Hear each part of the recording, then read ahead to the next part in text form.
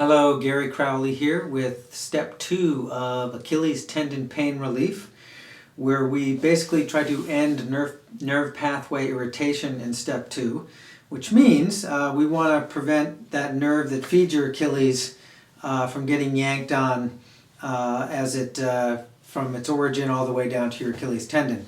So the nerves that feed your Achilles tendon originate in your low back, your L5, and your S1 and S2, the top part of your tailbone. And if these big hip muscles especially, but also if your tailbone's off a little bit, that nerve can get yanked on. You feel it in your Achilles tendon, but it's actually being negatively affected way, way up in your hips.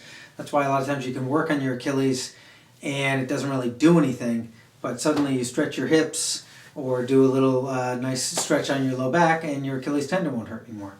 So we're going to do 3 things. We're going to do a passive low back stretch, and we're going to do 2 hip stretches, and I'll just show you those now. So the passive low back stretch, pretty simple. I'm going to take a big firm pillow. This is a yoga bolster, or some couch cushions, or you can stack up some towels and recline off those. But basically what we're going to do is we're going to put that on the floor, probably for you.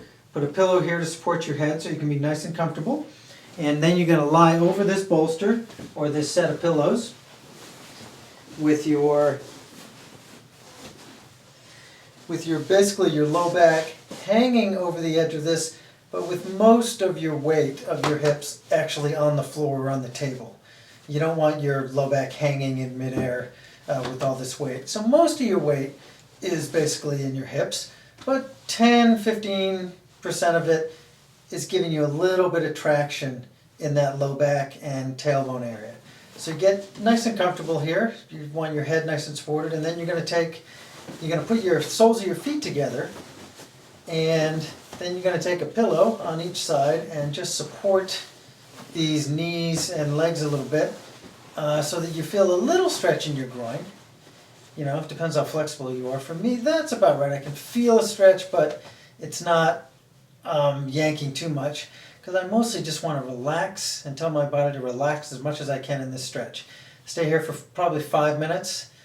You can take maybe a half hour, 45-minute break, depending on how you feel. 20 minutes if you feel fine. Do another 5 minutes, and then later on, once you're really comfortable, you can bump it up to 10 minutes. When you get out of this stretch, you take the pillows out. You bring your knees together so your feet are nice and firmly on the floor.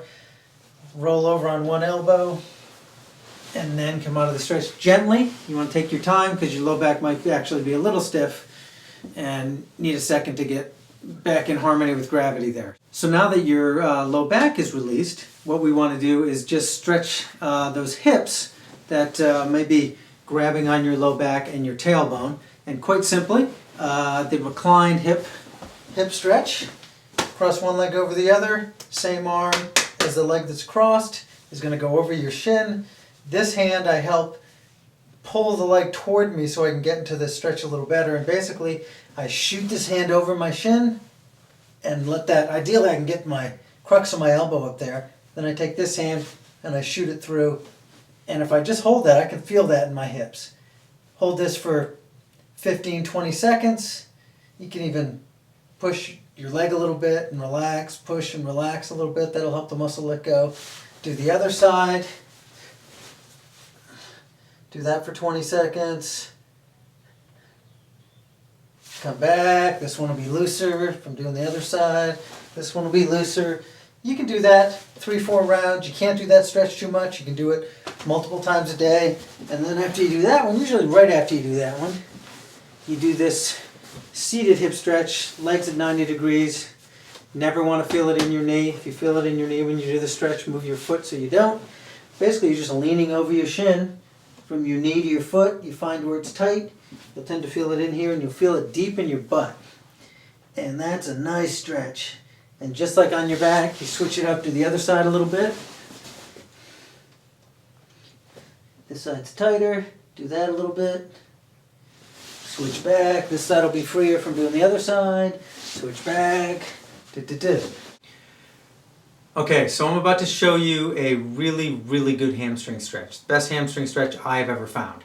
And basically you really want loose hamstrings, especially if you have back issues, because your hamstrings attach to the bottom of your pelvis, and when they get tight, they pull on those bones at the bottom of your pelvis, and your low back, at the other end of that equation, loses the tug of war, because your low back muscles are not as big or as strong as your hamstrings.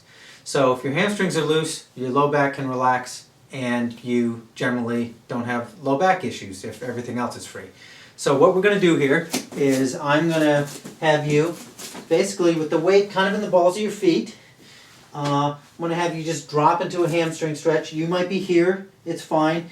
You want your legs straight, don't cheat, just to impress us. But just drop with your legs straight, drop into a hamstring stretch wherever that happens to be. And then when you feel the gentle stretch in here, I don't want you straining, when you feel, you're kind of at your max, then I want you to flex your quads, basically straighten your legs, flex your quads as hard as you can, and drop into the stretch even more. So basically, I'm here, I'm about here, and then I'm weighting the balls of my feet, and then I'm going to flex my quads and go down as hard as I can, and hold that for 5-10 seconds.